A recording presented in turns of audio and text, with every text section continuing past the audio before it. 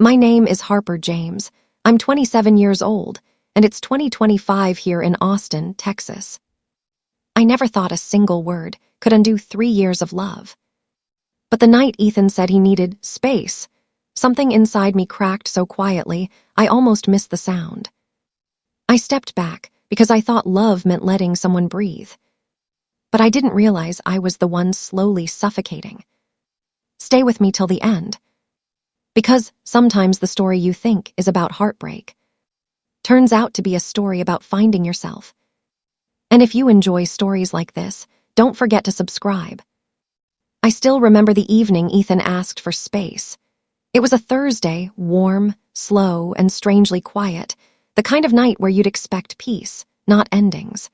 The sun had already dipped behind the rooftops, leaving the apartment coated in that dim, honey-colored glow that always made everything feel softer than it really was. I was making tea in the kitchen, humming without realizing, when Ethan walked in. His shoulders were tight, his eyes restless, a look I'd seen before but never truly understood. "Harper, can we talk?" he said. My hand stopped, my heart didn't. "Of course," I whispered, because I always said yes to him. We sat on the sofa, the same one we picked together, the same one where he once kissed me like the world existed for just the two of us. But tonight, he sat on the opposite end, leaving a space between us that suddenly felt symbolic. He didn't waste time. "I think I need some space." Just like that. No warning. No tremor in his voice. No hesitation. I blinked, forcing a smile I wasn't sure he deserved. Space? From what? He sighed, rubbing his face. "From us, from everything, I just need time to think." Those words dug straight into my chest, but I nodded, because I'd always been the understanding one, the calm one, the one who didn't make a scene. "All right," I said softly, "if that's what you need." But inside, a small quiet voice whispered, "What about what I need?" He left that night, taking just a small bag. "Only for a few days," he said. I stood at the door, watching him walk away. And that was the moment I realized he didn't even look back. The first 2 days were manageable. I tried to convince myself this was healthy, normal. Couples do this. People take time apart. I went for long walks around the neighborhood, cooked small meals, organized drawers just to distract my hands from texting him. The apartment, though. It felt strange without him. The silence wasn't peaceful like I had expected. It was heavy. Like the air itself remembered him, even though he had chosen to forget me. Every time my phone lit up, my heart jumped. Every time it wasn't him, it sank. By the end of the first week, hope began to sting. By the second, hope felt foolish. I still tried to give him grace. "He's thinking," I told myself. "He'll message any day now." But the truth was simpler, colder. If someone wants to reach out, they do. I slept on his side of the bed some nights, as if the faint smell of his cologne could explain the distance growing like a shadow inside me. Other nights, I stayed awake, staring at the ceiling, wondering what exactly I had done wrong. Was I too much? Too emotional? Too available? Too loving? It's funny how quickly self-blame becomes a routine. 3 weeks passed before I finally broke the rule I had set for myself. I called him. Once. Twice. 3 times. Every call rang until it died. No voicemail. No explanation. Just absence pretending to be an answer. On the 22nd day, I texted, "Are you all right? Just checking in." He replied 2 hours later. "I'm fine, just need more space. I'll reach out when I'm ready." More space. He needed more. A part of me realized something then, something sharp and painful. He wasn't thinking. He was detaching. I stared at the message for a long time. My fingers shook, not from anger but from clarity. He didn't need space. He needed distance. Enough distance to not feel guilty about letting go. But I still didn't let myself believe it. Austin was beautiful that month, golden evenings, soft winds, music drifting from patios. People were living, laughing, loving. Meanwhile, I was learning what loneliness feels like when the person you love is alive but absent. One evening, I found myself sitting in the car outside the lake, our favorite place. I watched the water shimmer under the fatting light, remembering how he once said, "With you, everything feels lighter." I smiled at the memory, and then it hit me. If I made things feel so light, why did he walk away? A cold breeze brushed against my skin, making me shiver. I wrapped my arms around myself, suddenly aware of how empty the passenger seat looked without him. I whispered into the quiet, "Why wasn't I enough?" Tears came slow at first, then freely, the kind that don't seek permission or apology. I didn't fight them. It felt like my heart was finally speaking after weeks of silence. But in that same moment, something else surfaced, something unexpected, gentle, and strangely powerful. If he wanted to stay, he would have stayed. It wasn't just sadness now. It was truth. When I reached home that night, the apartment felt different. Or maybe I felt different. I turned on the lamp and looked around the blanket on the sofa, the mug on the table, the framed photos we took together. I walked over to the photo of us at the fair, the one where he was kissing my cheek while I was laughing. For the first time, I looked at that picture and saw something I had never noticed. I was happy. He was posing. My breath caught in my throat. Was I the only one who was truly in this? I touched the edge of the frame, gently tracing the smile I once thought meant everything. And with a soft exhale, I whispered the words I had been avoiding. I can't keep waiting for someone who's already gone. But saying it wasn't the cliffhanger. Feeling it was. Because standing there, holding a memory that no longer felt like mine, I realized something that shook me more than his silence ever had. Maybe the space he asked for wasn't the beginning of distance. Maybe it was the beginning of an ending. And that's when my phone buzzed. A message from Ethan. Just one line. The kind of line that changes everything. "Harper, can we meet tomorrow?" The message sat on my screen like a fragile piece of glass I didn't know how to touch. "Harper, can we meet tomorrow?" For a few seconds, I didn't breathe. Not because I was excited, but because I didn't know what version of him I would meet after all this time. Would he be warm? Cold? Apologetic? Detached?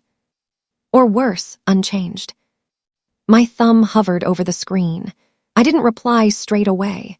I let the silence stretch, partly because I wanted him to feel it, and partly because I needed to feel what the message stirred inside me. Was it hope? Fear? Closure? Or a test of how much of myself I had left? I put the phone down, took a slow breath, and whispered to myself, "I'm not the same woman who begged for answers 3 weeks ago." That night, sleep came in fragments, light, broken, scattered like pieces of a memory I didn't want to revisit. I lay awake, staring at the faint shadows on the ceiling, wondering what tomorrow truly held.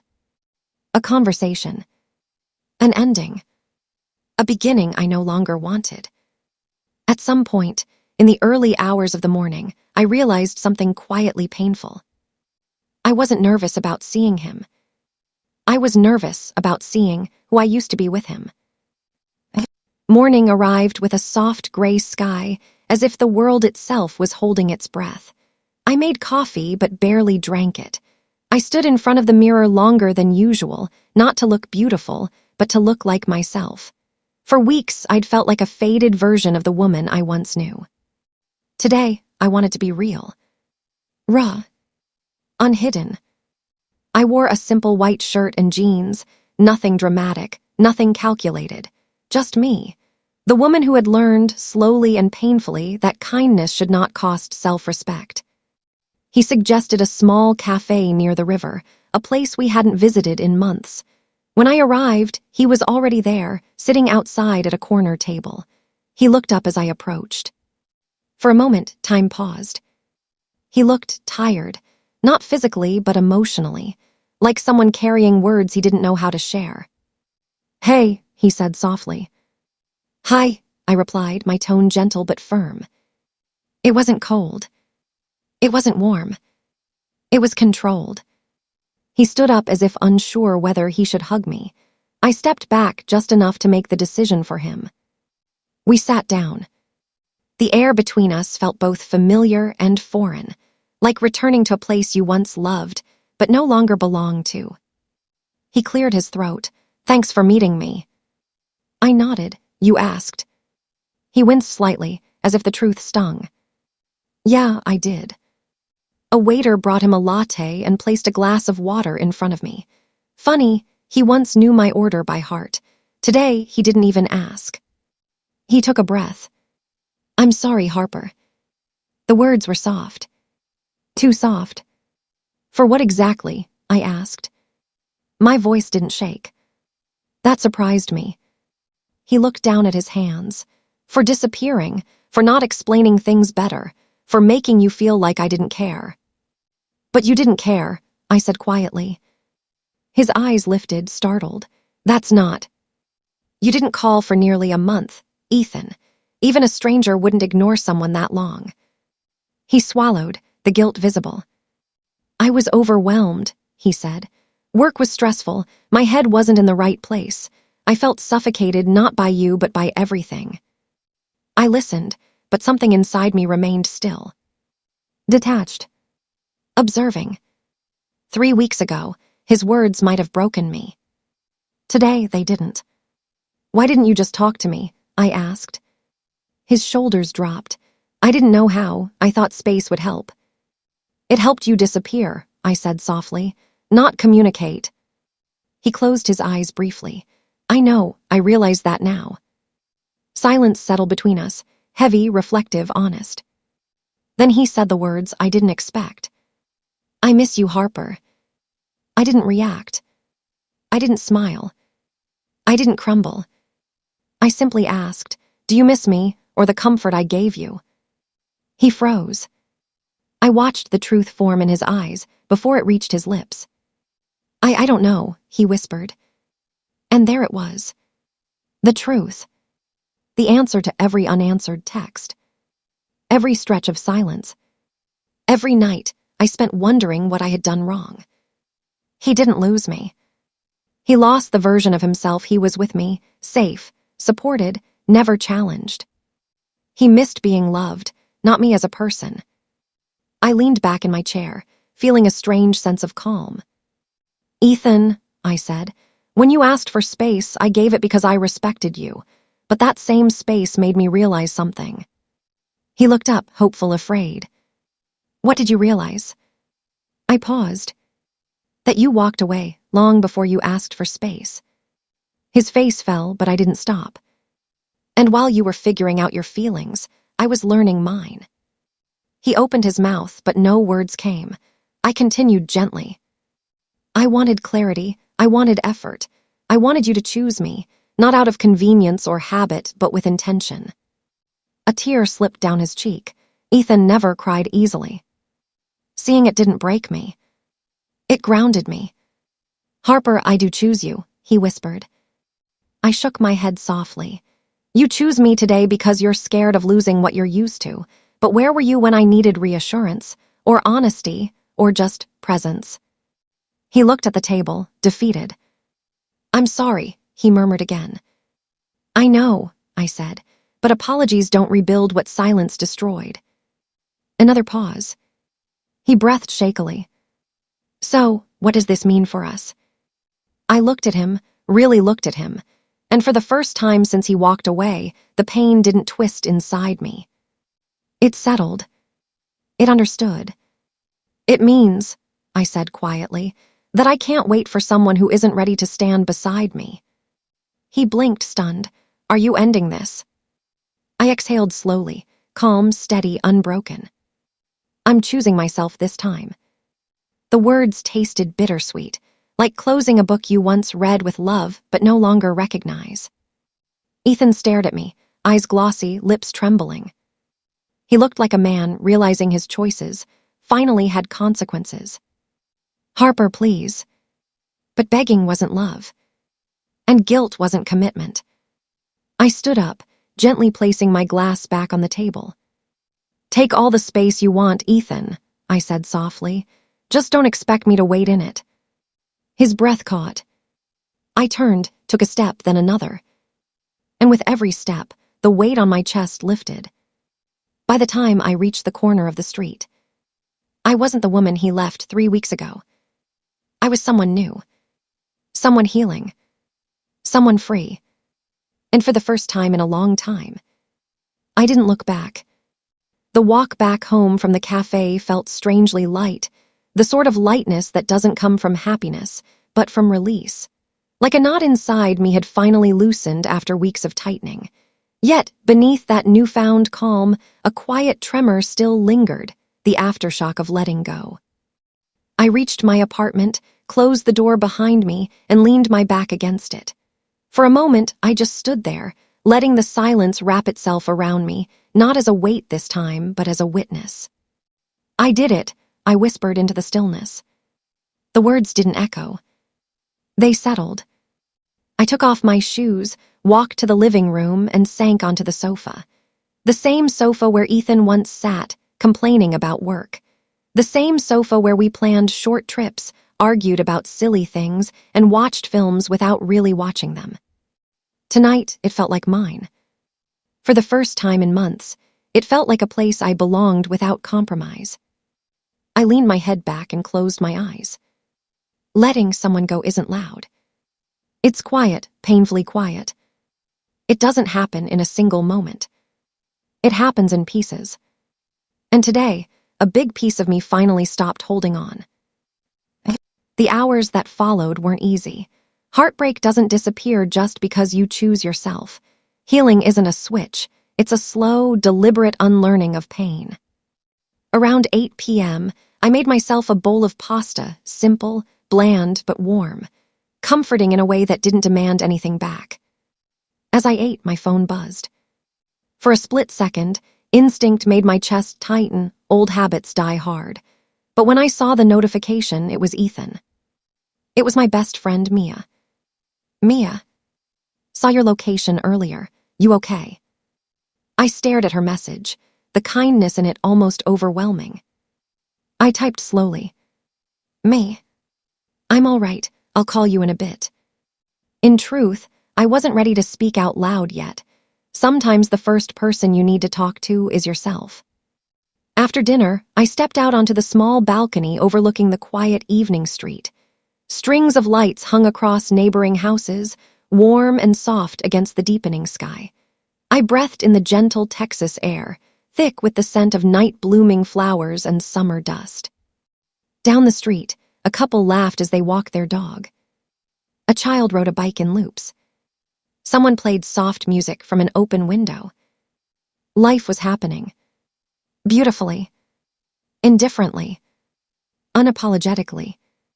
And for the first time in weeks, I felt a tiny spark inside me, not joy exactly, but a sense of belonging to the world again. I lifted my phone and finally called Mia.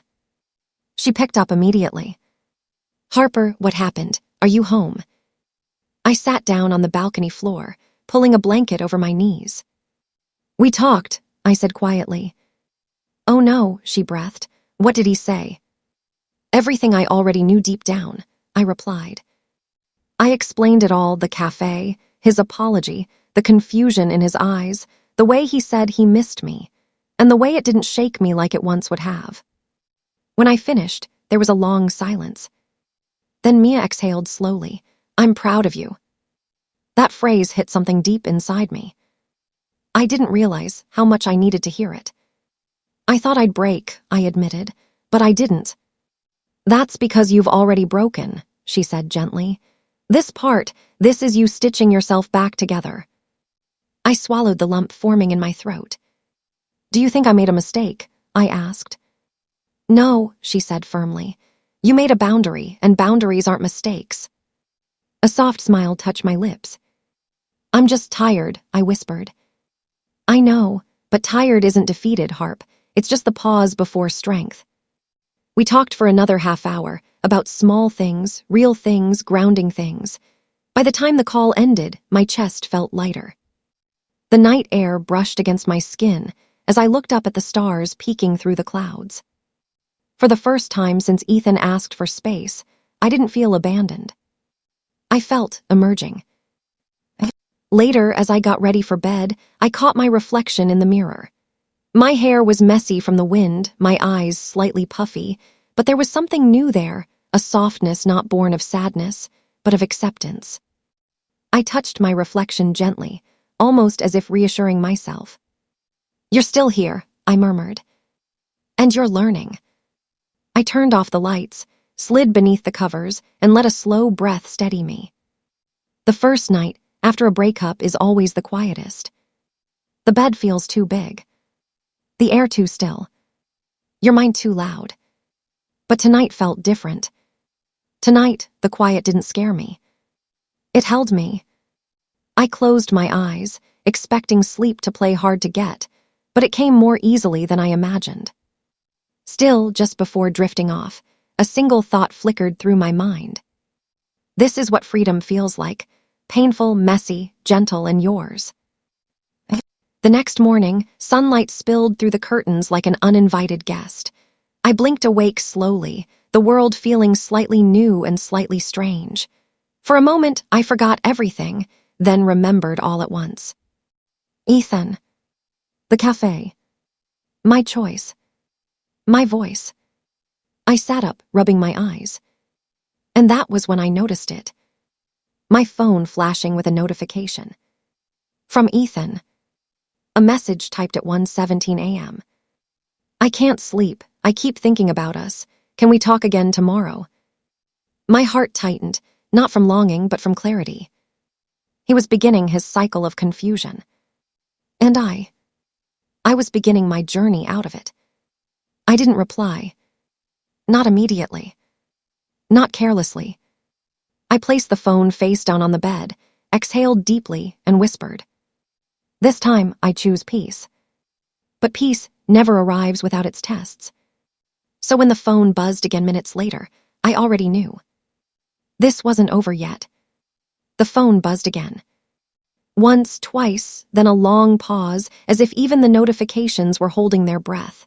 I didn't reach for it, not out of anger, but out of preservation. I knew that if I so much as glanced at the screen, the quiet I'd earned would slip through my fingers again. I slipped out of bed, letting the morning sunlight warm my bare feet, and walked to the kitchen. The apartment was still, carrying the peaceful hush of a place finally allowed to breathe after months of tension. I put the kettle on and stood by the counter, listening to the soft rumble as the water heated. My thoughts drifted, not to him, not entirely, but to the version of myself I'd ignored while trying to keep us together. A version that had needs. That had boundaries. That had dreams, not tied to someone else's indecision. The kettle clicked, pulling me back. I poured myself a cup of tea, the steam rising like a quiet reminder that warmth could exist without pain. My phone kept vibrating in the bedroom. I let it. For the first time, I wasn't reacting. I was choosing. By mid-morning, I finally picked up the phone. 3 messages. Ethan. Please don't ignore me. Ethan. I didn't mean to upset you. Ethan. Can we please talk today? Just 5 minutes. I stared at the screen, feeling a small, tired ache, not because I wanted him back, but because I knew he wasn't reaching out for the right reasons. He wasn't reaching out with clarity. He was reaching out from panic. From loss. From fear of unfamiliar silence. I typed a reply. Then deleted it. Typed again. Deleted again. Then I placed the phone flat on the table and whispered to myself, "You don't owe anyone urgency." I wasn't ready to respond. Not yet, maybe not today. Around noon, Mia showed up unannounced, carrying pastries and the kind of energy that felt like a warm blanket thrown over cold shoulders. She knocked 3 times, then pushed the door open a little. "Harper, you alive?" "I think so," I laughed faintly. "Barely." She walked in, set the pastries on the table, and pulled me into a hug that lasted longer than I realized I needed. "How's the heart?" she asked gently. I hesitated, strangely steady. "That's good," she said. "Steady means healing." We sat at the table, eating almond croissants as if grief and sugar were meant to coexist. Mia glanced at my phone. He messaged, "A lot. Did you respond?" I shook my head. "Good," she said firmly. "Let him sit with the silence he created." I smiled softly. "I'm not trying to punish him." "I know, but not every boundary is punishment, Harper. Sometimes it's protection." Her words hit with quiet truth. "That's the part I'm learning," I whispered. After Mia left, the afternoon drifted into stillness. I opened the windows, letting a warm breeze sweep through the apartment. It carried the scent of summer grass and distant traffic, everyday sounds that felt strangely grounding. I cleaned a little, not obsessively, just enough to move and let my body release what my heart still held. I folded blankets, dusted shelves, rearranged a few plants on the windowsill. Simple acts, human acts. Healing isn't always found in big, dramatic choices. Sometimes it's found in washing a mug or opening a window. By early evening, I finally sat down on the balcony again, watching the golden light fade into soft amber. The world around me felt slow and tender. My phone buzzed once more. I didn't look. Not out of stubbornness, but out of honesty. I wasn't ready to hear whatever he was trying to say now. Not while my heart was still learning how to beat differently. As the sun dipped lower, casting long shadows across the street, I finally allowed myself to think about Ethan, not as someone I loved, but as someone who had shaped a part of my story. We were beautiful once. Not perfect, but real. And maybe that's why letting go felt like losing a limb you learned to use even when it hurt. But relationships aren't meant to be survival tools. They're meant to be places of grounding, not confusion. Ethan didn't break me. He just misplaced me. And I allowed myself to stay lost for longer than I should have. That realization was surprisingly gentle. As the sky dimmed into soft blue, I took out a notebook, the one I always used for journaling but hadn't touched since the day he asked for space. I opened a blank page and wrote, "What do I want now?" The question hung in the air like a lantern. I didn't write about him. I wrote about myself. Peace. Clarity. Routine. Joy without permission. Love that doesn't need fixing. A life that feels like home, even without someone beside me. By the time I finished writing, I felt something shift quietly inside me. Not closure, that's too neat a word for heartbreak, but something close to acceptance. It was nearly 9 p.m. when I finally picked up my phone again. I didn't open Ethan's messages. Instead, I sent him one simple line. I need time. Not space. Not silence. Not distance. Just time for me, not for us. Seconds later, the typing bubbles appeared. Then disappeared. Then reappeared. It took him a full minute to respond. Ethan, I understand. Please just don't shut me out completely. I stared at the message for a long time. Once I would have replied instantly, reassuring him, taking the blame, easing his fears at the cost of my own. But not tonight. I sent a final message.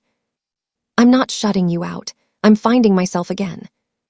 He didn't respond. Not for the next minute. Or the next hour. And strangely, that silence didn't hurt. It felt right. It felt earned. It felt like growth. I closed my phone, curled up under the soft balcony lights, and let the night breeze brush through my hair. For the first time since all of this began, I wasn't waiting for him to choose me. I was learning to choose myself. Slowly, painfully, beautifully. The mornings had started to feel different. Not lighter, not exactly easier, but deliberate. Every sunrise reminded me that life doesn't pause for heartbreak. It continues, relentlessly, beautifully, indifferently. I found myself waking earlier, not out of obligation, but out of curiosity. Curiosity for what the day might hold if I didn't wait for someone else to decide my fate. I made coffee in silence, listening to the faint hum of Austin streets waking up beneath my balcony. The world seemed ordinary and extraordinary all at once, and I felt both tiny and infinite. By mid-morning, I had made a decision. I needed movement, not just physical, but a momentum that would shift the energy stuck inside me for weeks. I grabbed my running shoes, tied them tightly, and stepped out into the soft breeze. The streets smelled of fresh asphalt and summer air, the kind of smell that always reminded me that change is subtle, almost invisible. Until one day, you realize everything has shifted. I ran along the river path, the familiar route where Ethan and I used to jog together. I kept my pace steady, my thoughts quieter than usual. For a moment, I almost expected to see him walking toward me, smiling that careless, easy smile I had once adored. I didn't. Instead, the path was mine, empty, and I felt something I hadn't felt in weeks, space that belonged solely to me. After my run, I stopped at a small cafe near the river.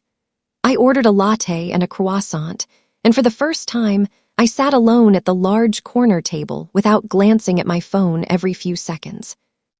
I watched the city move around me, couples chatting, strangers laughing, a man reading aloud to a little boy at a nearby table. The scene was ordinary, yet it felt cinematic, as if life had framed itself perfectly for me to observe and absorb without interference. I sipped my latte and allowed myself to think, not about Ethan's mistakes, but about my own growth. I realized something quietly powerful. I hadn't fallen out of love with him because he had hurt me. I had begun falling out of love with the version of myself I had lost in trying to keep him. The self I had neglected, the Harper who liked morning runs, books, coffee, and quiet reflections, was re-emerging, steady and unafraid. Later that afternoon, I decided to visit my favorite bookshop. It wasn't a planned escape. I just wanted to walk among the shelves, run my fingers across the spines, and inhale the scent of paper and ink that always felt like home. Inside, the familiar calm wrapped around me like an old friend. I wandered between aisles, occasionally pulling out a book and flipping through it, feeling the texture of pages under my fingers. And then I found it, a small journal tucked between novels. Its leather cover was soft, warm, and unassuming. I bought it without hesitation. I wanted a place to write not about heartbreak, but about me, my thoughts, my dreams, my small victories, and the lessons I was learning each day. As I walked back home, clutching the journal, I felt lighter. It wasn't just the weight of the book. It was the weight of choice, choosing myself, deliberately, unapologetically. Back at the apartment, I sat on the balcony again, journal in hand. The sky was a soft amber, fading into violet. I opened the first page and began writing. I am here. I exist outside of anyone else's decisions. I am reclaiming my mornings, my nights, my thoughts, my life. I am Harper, not someone's comfort, not someone's pause. I am whole. The act of writing felt sacred. Each word was a small stitch in a heart that had felt frayed, tangled, and abandoned. I paused for a moment, looking at the street below. Children rode bikes, a man walked his dog, and somewhere in the distance, music drifted lazily from an open window. The world continued, indifferent, and yet I felt a part of it again. I wrote until my hand ached, until the sky turned darker and the city lights flickered on, one by one. Then I closed the journal, feeling the quiet satisfaction of a day well spent, a day where my happiness didn't depend on him. Just as I was about to put the journal aside, my phone buzzed. I hesitated before looking. It was Ethan. A single message. "Can we meet tonight? I need to explain myself." I stared at the screen, heart tight, mind clear. For a moment, I imagined the old Harper answering impulsively, rushing to meet him, hopping for closure in his words. But that Harper no longer existed. I put the phone face down and whispered, Not tonight, not for him, tonight is mine. And in that simple act, I felt the first real spark of independence. The quiet power of being able to say no without guilt, without fear, without needing permission from someone who had already walked away. I turned back to the balcony, opening the journal again. I wrote, "Freedom doesn't always look dramatic. Sometimes it looks like refusing to be pulled back into someone else's chaos. Sometimes it looks like a quiet evening with your own thoughts. Sometimes it simply looks like saying no." I closed the journal, breathing in the cool night air. Somewhere in the city, laughter echoed, lights twinkled, and life continued in its ordinary, beautiful way. And for the first time, I didn't feel invisible in it. I felt alive, whole, and ready to face whatever came next. The night settled over Austin like a soft, velvety blanket, and I sat on the balcony, journal closed beside me. The city lights flickered below, steady, indifferent, constant, a reminder that the world doesn't pause for heartbreak, nor should it. I had resisted his messages all afternoon, my phone face down beside my tea. I felt the familiar pull, the instinct to reach out, to soothe, to explain, but I didn't. For the first time in weeks, I felt anchored in my own decisions. Freedom, I realized, wasn't loud. It was quiet, deliberate. It was choosing myself, even when every fiber of my body wanted to cave, to chase, to hope. My phone buzzed again. One message, nothing more. "Ethan, I'll wait for your call. I need you to hear me tonight." I stared at it, thumb hovering. A part of me wanted to type, to explain, to give him the chance to fix something that, in my heart, wasn't broken for him but for me. And then another, smaller, louder part whispered, "You don't owe him anything." I closed my eyes, inhaling the cool night air. The sounds of the street, distant music, a dog barking, footsteps on pavement grounded me. I could feel my heartbeat steady again, my chest light in a way it hadn't been in weeks. I didn't respond. I didn't need to. Instead, I poured another cup of tea and sat back, thinking. 3 weeks ago, I would have met him instantly, eager for closure, eager for reconciliation, eager to feel his arms around me again. I would have begged for explanations, rationalized excuses, and likely forgiven far too easily. But now I felt different. I felt present. The Harper sitting on this balcony wasn't the Harper who had waited anxiously by the phone. She wasn't the Harper who had counted every minute, every word, every silence as evidence of her worth. She was someone who had begun to reclaim herself, her mornings, her evenings, her thoughts, her choices. And that was more valuable than any apology he could give. Around 9:30 p.m., I finally opened my journal again. I wrote slowly, deliberately, letting my pen follow the rhythm of my heartbeat. Tonight I choose clarity, I choose peace, I choose me. I paused, letting the words sink in. The act of writing them felt almost sacred, a ritual of ownership over my life. And then, as if the universe had been waiting for the moment, my phone buzzed again. Another message. "Ethan, I know you're angry, I know you're hurt, but can we meet just to talk? I need to explain myself, please." I read it carefully, letting each word land and settle. My first instinct was to ignore it, and yet there was a tiny flicker of curiosity, a faint pull of old attachment that refused to die quietly. I leaned back, closing my eyes. I could feel the tension between wanting to hear him and wanting to protect myself. Finally, I whispered to the night. "If I meet him, it will be on my terms, not his. If I speak, it will be to express, not to forgive. If I listen, it will be to understand, not to justify." The next few hours passed in quiet preparation. I didn't dress up to impress, I dressed to feel strong. A soft sweater, jeans, boots that could carry me anywhere, and my hair loosely tied back. Nothing dramatic, nothing to entice, just me. By the time I stepped outside, the city felt still, almost reverent. The streets were quiet, the air cool, the lights reflecting off wet pavement from a brief afternoon drizzle. I walked toward the cafe near the river where he had suggested meeting.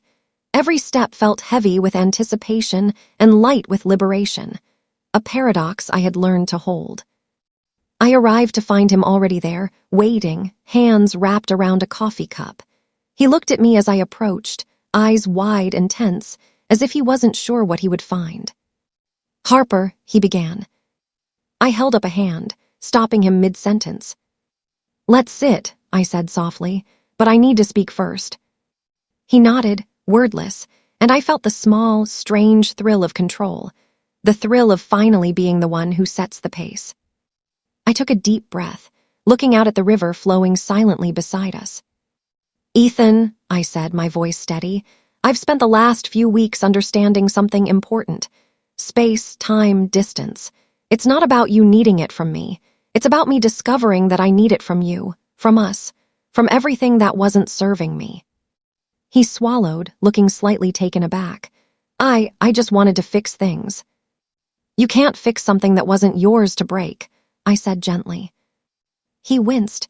"I never meant to hurt you." "I know," I replied, "but meaning doesn't erase consequence. I've learned that now, and I've learned that I can't put my happiness in someone else's hands anymore." He sat back, silent, finally meeting my gaze. I could see regret in his eyes, yes, but it no longer held power over me. I don't know what to say," he admitted. "You don't have to," I said. "The lesson isn't for you to explain, it's for me to accept, and I'm accepting everything. The hurt, the absence, the disappointment, and the freedom that comes after." He looked down, a long silence stretching between us. I could feel the river's gentle current beside us, steady, unwavering, patient. And I realized that's what I had become. Patient with myself, steady in my choices, unwavering in my claim to my own life. Then quietly I added, "I'm grateful for the time we had, but I'm more grateful for the time I'm reclaiming now. I'm Harper, not your comfort, not your pause, me." He exhaled, finally letting the weight of his words fall into the space I no longer occupied emotionally. I understand," he whispered. I stood, feeling a surge of strength I hadn't known I could claim. "Goodbye, Ethan, and I truly wish you well."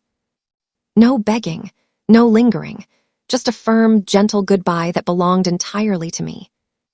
As I walked away, leaving the cafe and the river behind, I felt something shift inside, something quiet but enormous.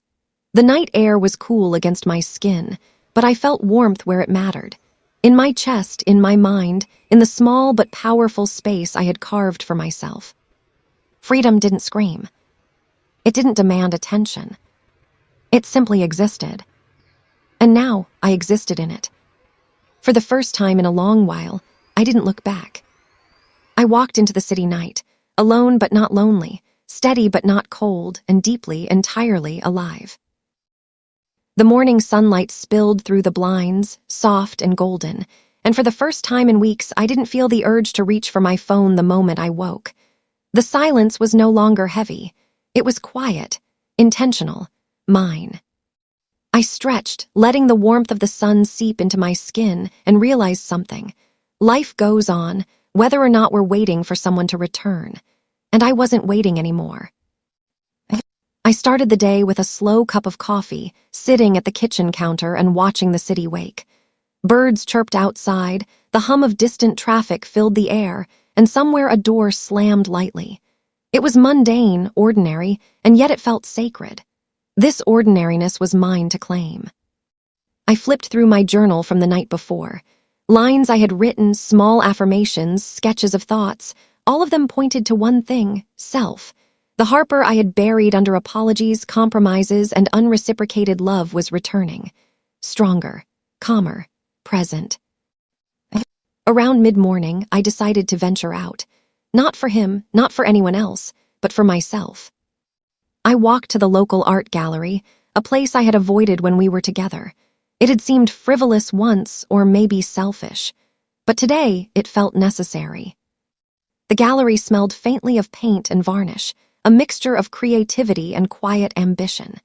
Each piece of artwork drew me in, not as an observer seeking escape, but as a person rediscovering her own curiosity.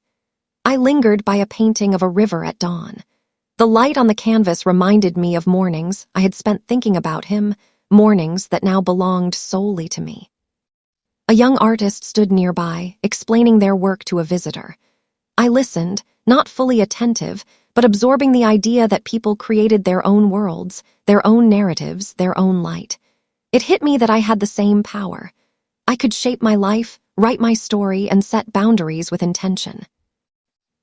Later, as I walked through the city streets, I felt a gentle stirring inside me, a mix of nervousness and excitement. For weeks, I had been living in quiet reflection, but now I was ready to step out into the world, fully awake, fully aware, fully myself. I passed a small bookstore I had always loved. A sign in the window read, "New workshop, creative writing for self-expression." I paused, heart skipping slightly. Could I? I hadn't written creatively in years, not since I had let life with Ethan consume my free moments.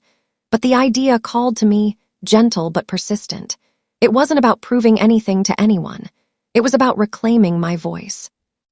I walked in, asked for details, and signed up. A small step, but a step all the same. Back home that evening, I sat on my balcony, journal open, heart quietly buzzing with anticipation. For the first time in weeks, I felt the thrill of possibility, not romantic, not dependent, not tied to anyone else, simply the thrill of being alive, curious, and capable. I wrote, "Today I made a choice for me. I chose curiosity. I chose creativity. I chose my own life. I am Harper. I am learning. I am growing. I am free." I reread the lines, letting each word sink in. The act of claiming them aloud, even softly to myself, felt almost sacred. I realized that freedom wasn't just distance from him. It was the space to become myself again, fully, without guilt, without apology. As the night deepened, I thought about the conversations I had with Ethan, the apologies, the confessions, the hesitations. They no longer held the same power over me. I could remember them clearly, without the ache, without the compulsion to explain, without the need for reassurance. I had learned something vital. Healing isn't linear. It's a series of small, deliberate choices, each one reclaiming a part of yourself that you might have surrendered unconsciously. And tonight, sitting alone with my journal, I felt that reclamation settle around me like a warm cloak. Around 10 p.m., I glanced at my phone, messages from friends, notifications from the writing group I had just joined. I smiled softly. Connections were still there, quietly waiting. Life was still moving, quietly unfolding, offering invitations to grow. I didn't feel the need to check Ethan's messages. I knew they would come. They always did. But they were no longer emergencies. They were echoes of a past that had shaped me, not defined me. I closed the journal, took a deep breath, and stepped onto the balcony. The city lights shimmered like stars caught in the river's reflection. The night was cool, the air clean. I wrapped a blanket around my shoulders, letting the warmth seep in, feeling steady and grounded. For the first time in months, I felt the quiet power of independence, the power of living fully, with heart intact, without waiting for someone else to validate your existence. I whispered softly into the night. This is my life, my choices, my freedom, and it begins now. Somewhere in the distance, laughter echoed. The faint strains of music drifted through an open window, and life continued, quietly spectacular. And I wasn't just watching it anymore. I was participating. I was part of it. And I was learning how to do so without fear, without apology, without compromise. Tonight, I understood something essential. Growth is often quiet. It doesn't demand attention. It doesn't rush. But when it arrives, it reshapes everything, not the world, not the people, but the way you live in it. I looked down at my journal, one last time before closing it. Tomorrow is mine, and the day after that, and the day after that, I am Harper, and I am free. The night had settled in fully now, casting soft shadows across my apartment. The city was quiet, but not silent. Somewhere in the distance, faint laughter drifted through an open window, a melody of life moving forward. I wrapped a blanket around my shoulders, sat by the balcony, and breathed in the cool evening air. It had been a week since I decided to reclaim my mornings, my evenings, and my choices.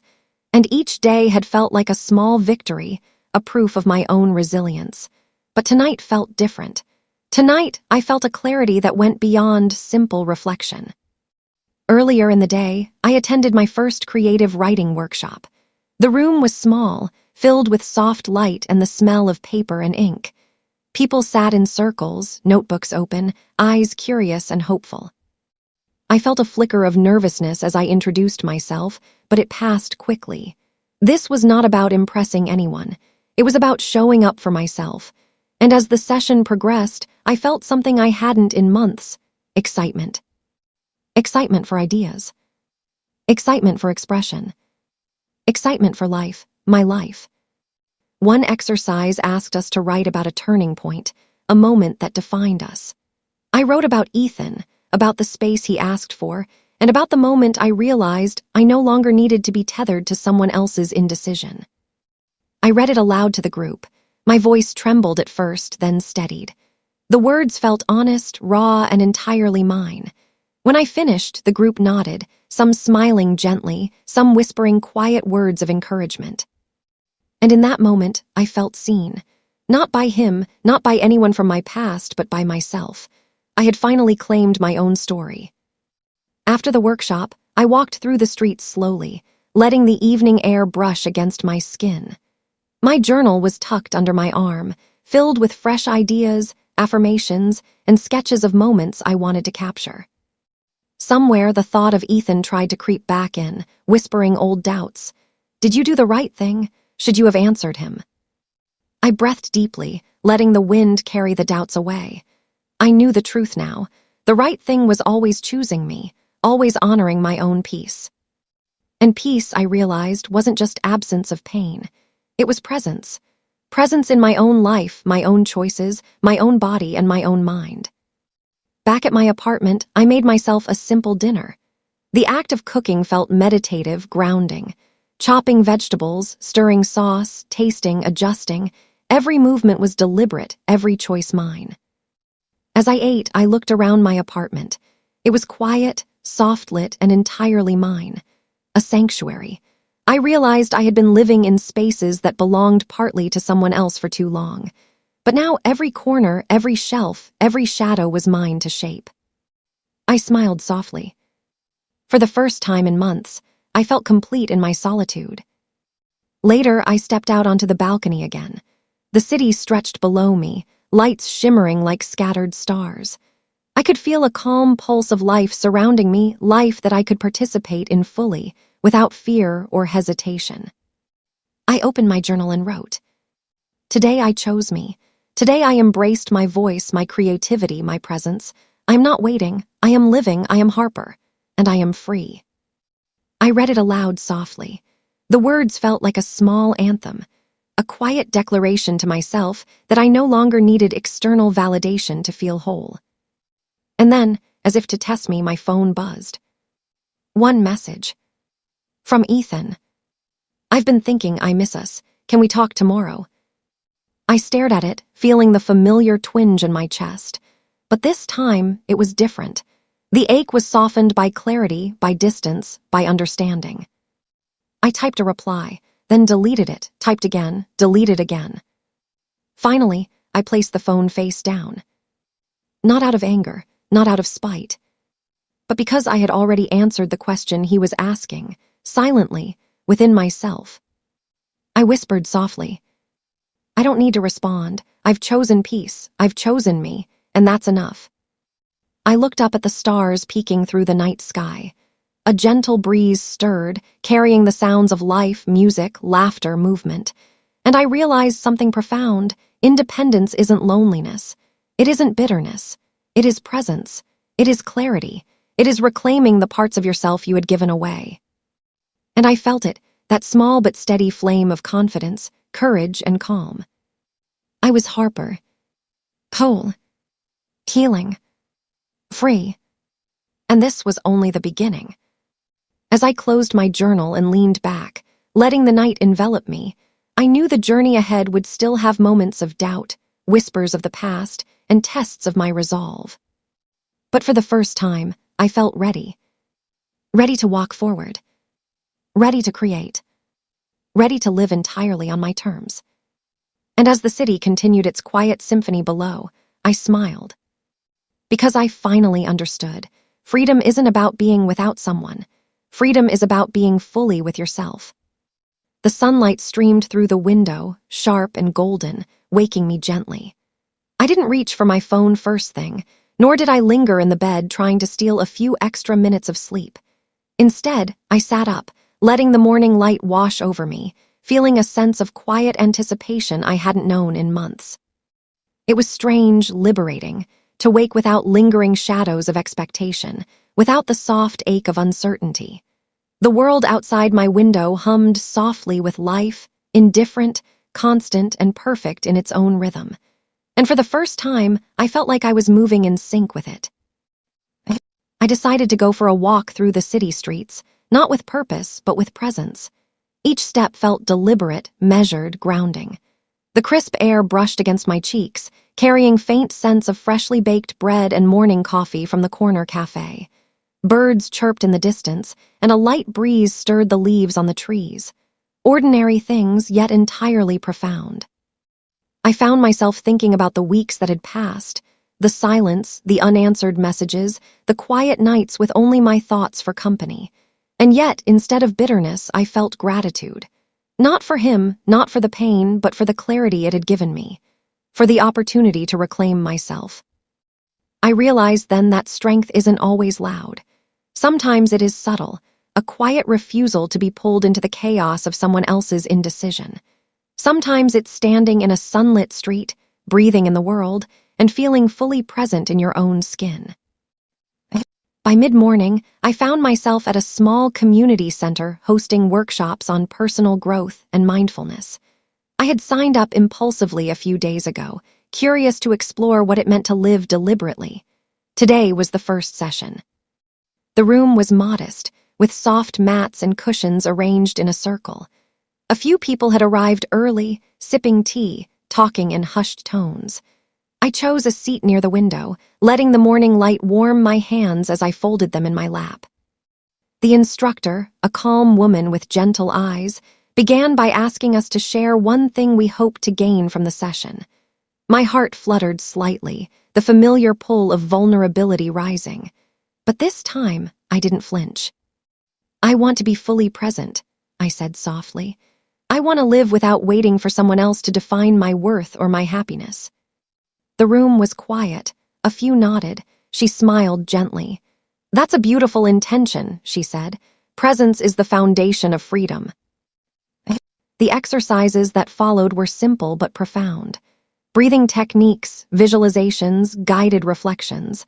I focused on each movement, each thought, each sensation.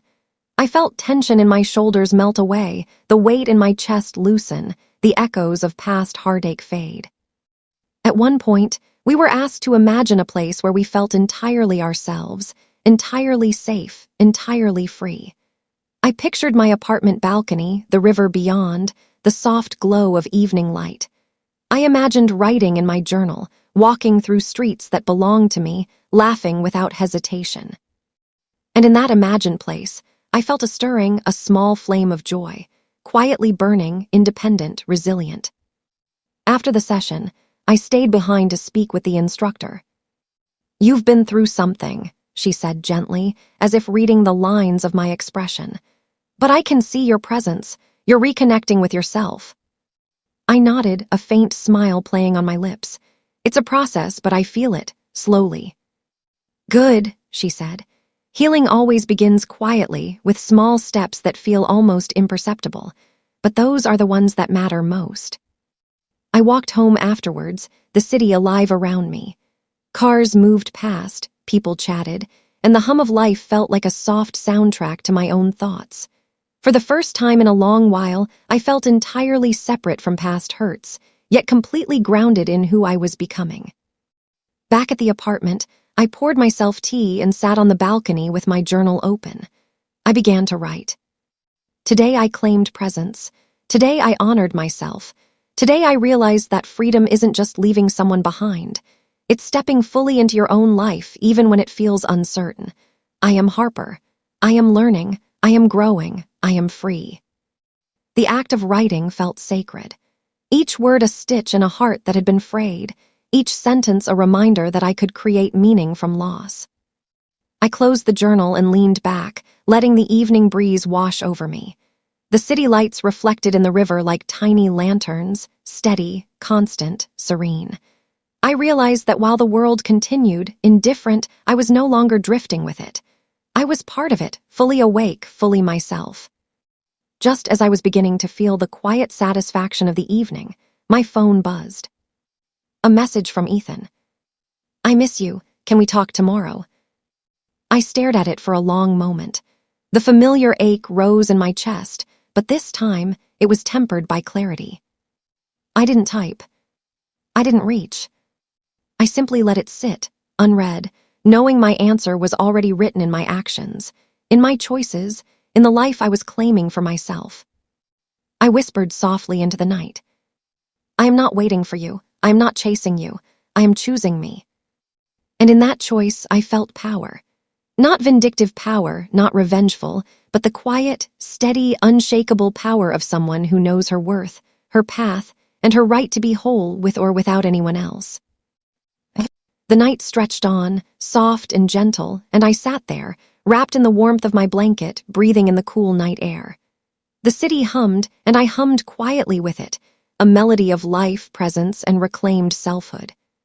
For the first time, I understood something vital. Happiness isn't given. It isn't borrowed.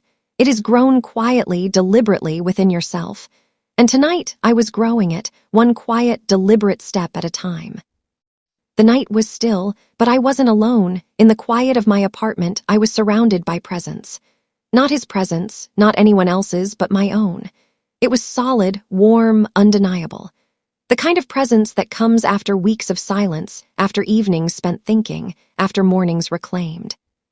I poured myself a cup of tea and wrapped my hands around it, feeling its warmth seep into me. For the first time, I realized that solitude didn't mean emptiness. It meant being fully myself, and for the first time in months, I was entirely comfortable there. Earlier that day, I revisited the balcony where I had spent countless hours reflecting. The sunlight had been soft, the air cool, the city below bustling gently. I had spent the morning reviewing my journal, noting patterns, acknowledging growth, and celebrating small victories. Each word I had written reminded me, Harper was here, Harper was present, Harper was free. I realized something profound. My heartbreak, while painful, had been a catalyst. Not for revenge, not for regret, but for growth, for awakening, for reclaiming the parts of myself I had given away without thought. Around midday, I decided to go for a walk along the river.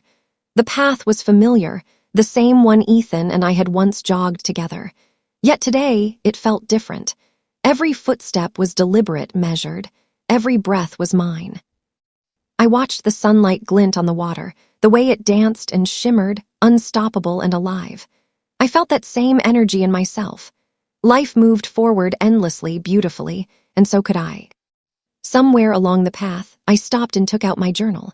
I wrote, "I am not defined by someone else's absence. I am not tethered to old doubts. I am not waiting for validation or apology. I am here, I am whole, I am present, I am Harper." I closed the journal and held it against my chest. For the first time, I felt truly aligned with my own heartbeat, my own choices, my own path. Later, as evening fell, I received another message. "Ethan, I can't stop thinking about you. Please, one last conversation." I stared at it. The familiar ache rose, but I acknowledged it without fear or confusion. This time, I knew the truth. The conversation I had been waiting for wasn't from him. It was from me. I typed a response, and then I deleted it. Instead, I whispered, "I've already spoken. My answer is peace. My answer is me." I put the phone down and walked onto the balcony. The city lights shimmered like tiny constellations, reflecting off the river's surface.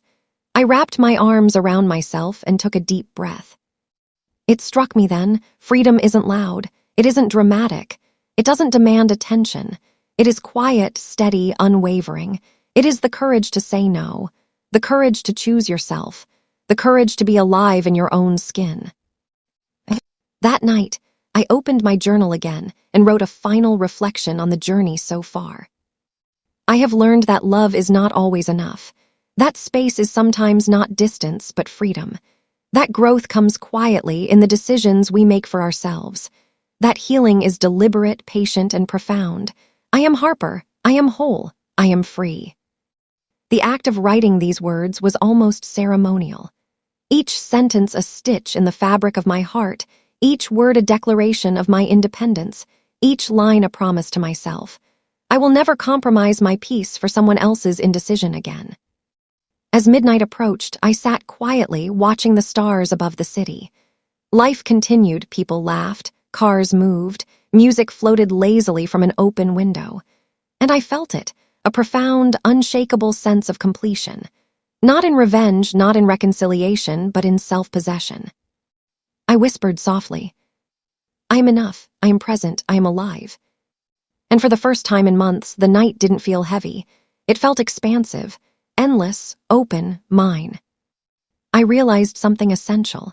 Letting go isn't giving up. It is stepping fully into your own life. It is reclaiming the parts of yourself that were lost in trying to save something that wasn't meant to be saved. I leaned back, breathing in the cool night air. The journal rested on my lap, pages filled with reflections, growth, and quiet victories. The city hummed below, indifferent, constant, perfect in its imperfection. And in that rhythm I found my own, steady, present, alive. Harper James was no longer waiting. Harper James was moving forward. Harper James was free. And that, I knew, was the beginning of everything. The morning sun spilled through the blinds in soft streaks of gold, touching everything it landed on. I woke slowly, letting the warmth seep into my skin. For the first time in months, I didn't reach for my phone. The silence wasn't empty, it was filled with possibility. I rose from the bed and walked to the balcony, overlooking the river that had become my constant companion in these months of reflection. The water shimmered in the early light, calm, steady, indifferent, yet perfect in its own rhythm. And I realized something profound. My own life could be like that river, moving forward endlessly, beautifully on its own course. I poured a cup of tea and settled with my journal, fingers tracing the familiar pages. The entries were filled with heartbreak, confusion, sorrow, but also strength, insight, and small victories. I reread the words slowly, letting each sentence settle into my mind. I am Harper, I am whole, I am free. These weren't just affirmations anymore. They were facts, woven from every decision, every boundary, every quiet step I had taken to reclaim myself. The past weeks had been a series of small awakenings. Moments of laughter I hadn't realized I had forgotten. Nights of quiet reflection that taught me more about myself than any conversation ever could, and days of deliberate choices that proved my resilience. Today felt like a culmination of all of it. Not dramatic, not loud, simply quiet clarity. I thought about Ethan, not with longing, not with bitterness, but with understanding. His absence had hurt, yes, but it had also illuminated the truths I had ignored for too long. My worth was not tied to someone else's affection. My happiness was mine to nurture, independent, untethered. By mid-morning, I decided to take a long walk along the streets that had been my refuge and my mirror these past months.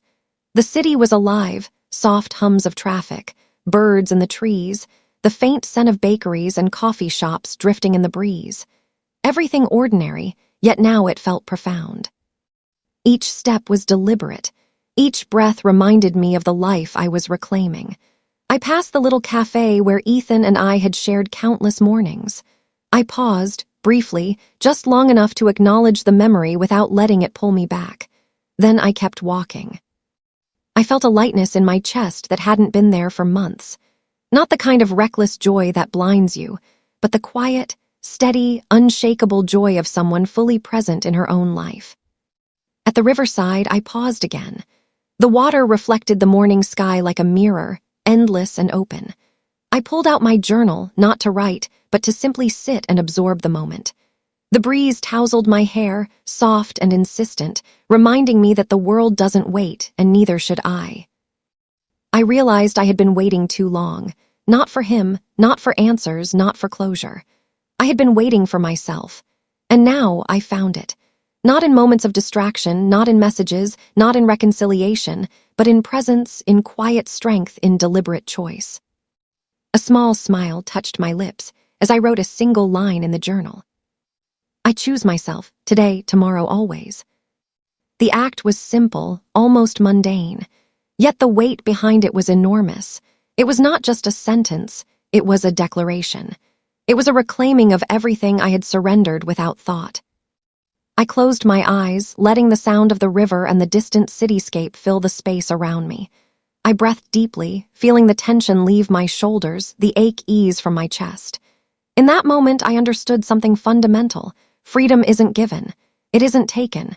It is created, quietly, deliberately, within yourself. Returning home, I made myself a simple lunch, the act of cooking meditative and grounding. Each movement, chopping, stirring, tasting, felt deliberate, a celebration of small independence. As I plated the food, I realized the beauty in these small acts. They were entirely mine. No one else's approval, presence, or absence could touch them. Later, I sat on the balcony again with my cup of tea. I looked at the skyline and thought about the months gone by. The tears, the quiet nights, the ache, they had all been necessary. They had forged a strength I hadn't known existed. And for the first time, I felt whole, not because someone had returned or apologized, but because I had returned to myself. The evening drew in, soft and gentle.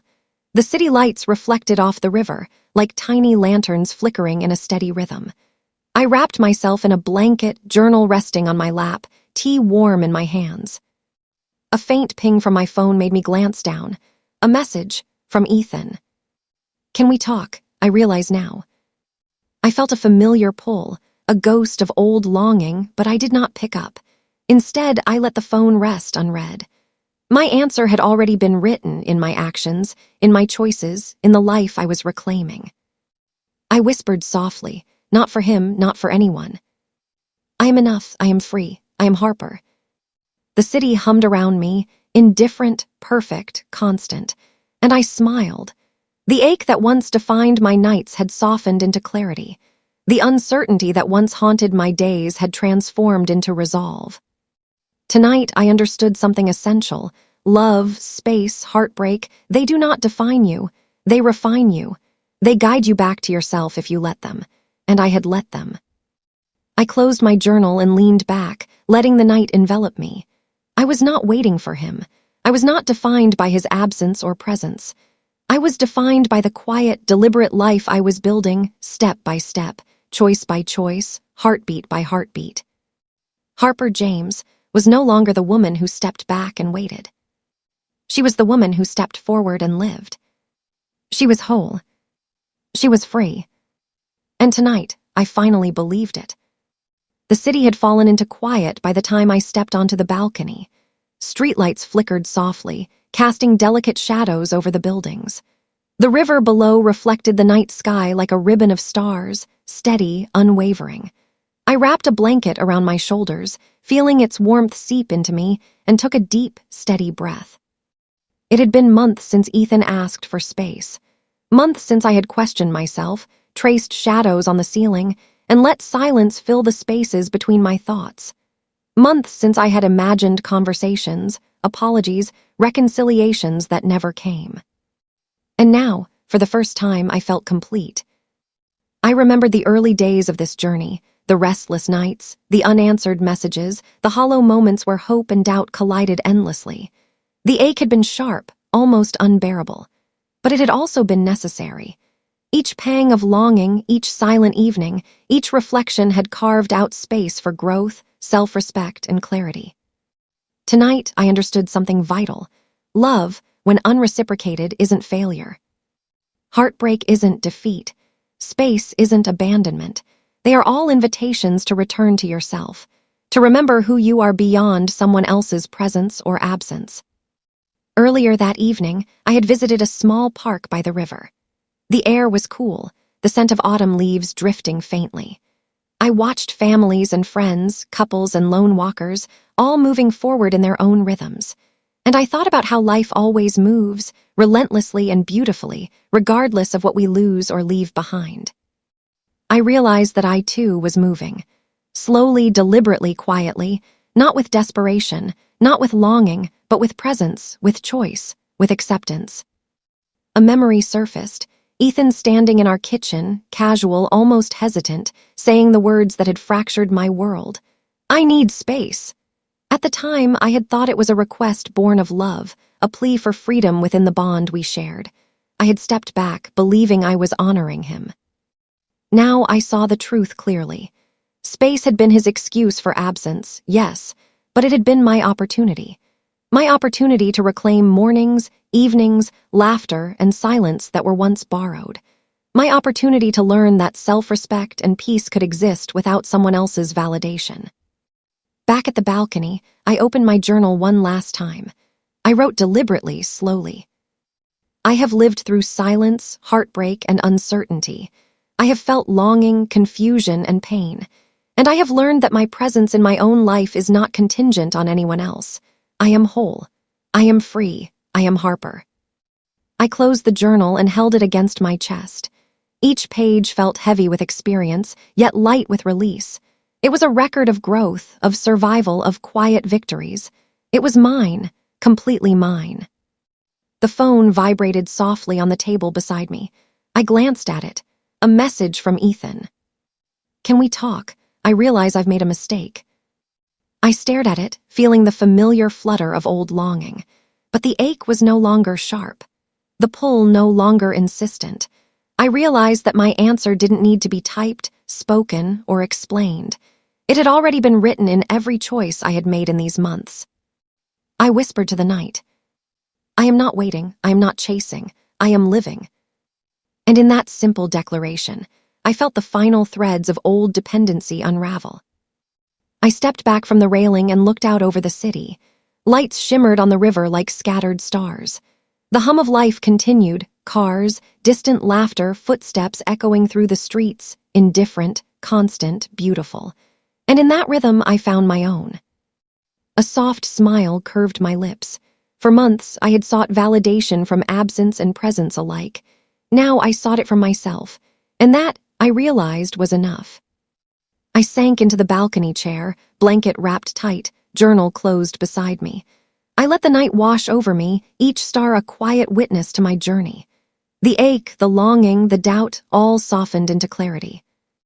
I thought about the lessons learned, carved deeply by experience. Freedom is not the absence of love. It is the presence of self.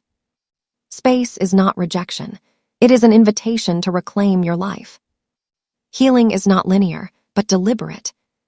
Strength is quiet, persistent, unwavering. And above all, peace is not found in someone else. It is grown within yourself, one deliberate step, one steady breath, one act of presence at a time. As midnight approached, I stood and stretched, looking at the river, the city, the stars. I whispered softly, "I am Harper James. I am whole. I am free." For the first time, the night felt expansive, endless, open. Not lonely, not empty, but mine, entirely mine. The ache that had once defined my nights had softened into acceptance. The uncertainty that had haunted my days had transformed into resolve. I was no longer waiting for answers, apologies, or love from someone else. I had all I needed within me. And in that moment, I truly understood. Letting go is not surrender. It is the most profound act of courage. It is the choice to live fully, freely, deliberately. It is the act of claiming yourself back entirely. I leaned back, closed my eyes, and breathed deeply, feeling the rhythm of life around me, feeling the steady pulse of my own heartbeat. I was present. I was alive. I was whole. And with that, the story ended not with heartbreak, but with growth. Not with absence, but with presence. Not with loss, but with freedom. Harper James had returned to herself, and in doing so, she had found everything she had been searching for. The end.